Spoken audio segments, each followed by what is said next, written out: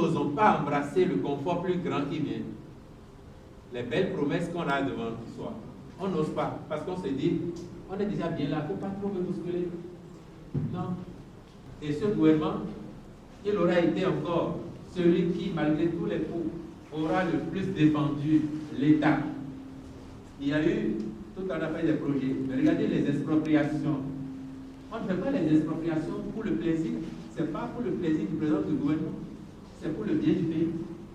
Qui a incorporé beaucoup de domaines au patrimoine de l'État. Maintenant, on a tenu compte de l'existant, mais on a augmenté le nombre de places.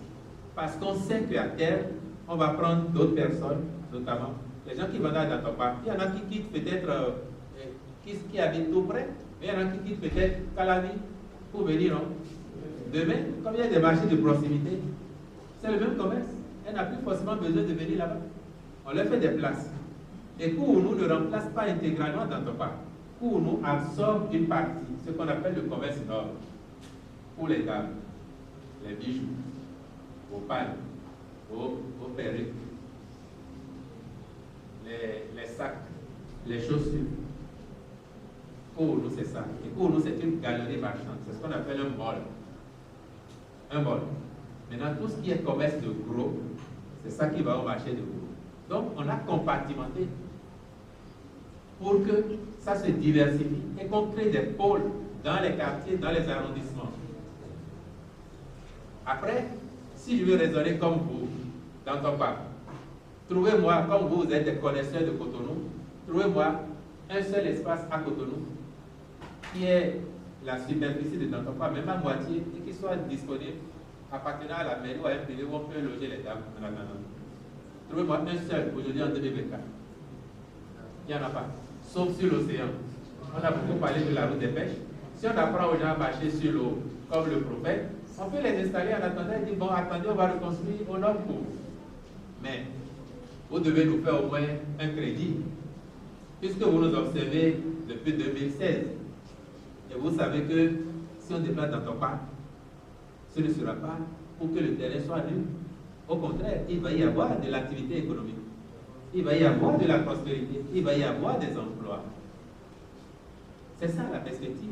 Et c'est là la prospérité que nos ancêtres, les dieux, les divinités nous ont promises et qui ne venaient pas parce que nous n'osions pas faire les efforts.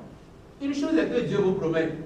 Si tu viens au monde et que Dieu dit, tu vas être première dame ou tu vas être ministre, mais tes parents t'envoient à l'école et toi tu joues dans la rue.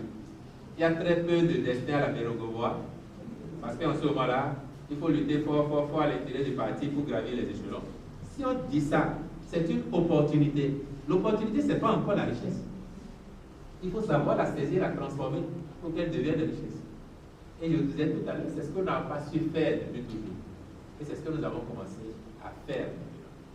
Donc, dans ton part, c'est en perspective pour le bien de notre économie. Et ça n'empêchera en rien le commerce avec le Nigeria. Bien au contraire, on va développer le transport fluvial. C'est pour ça que le pont de Porto Novo, pour ceux qui ont vu la route en chantier, on va le refaire, ce pont en 2x2 et plus en hauteur pour avoir un grand tirant d'air en dessous afin que les bateaux puissent passer. Et nous, on a fait les calculs. De Porto Novo à Calavi, c'est 20 minutes maximum sur l'eau. De Lagos à Cotonou, c'est 45 minutes maximum. On a fait les calculs. Et c'est en perspective. Donc vous voyez, nous, on a regardé toutes ces dimensions pour dire, voilà le sens dans lequel il faut aller. Ce n'est pas par caprice. Vous connaissez Jean Priat, vous avez lu la fétiche. Qu'est-ce que Jean Priat dit dedans à propos de la construction d'une nation moderne? Les vestiges du passé. Si on veut construire une nation moderne, si on veut se développer, il faut oser rompre avec certaines pratiques, certaines habitudes.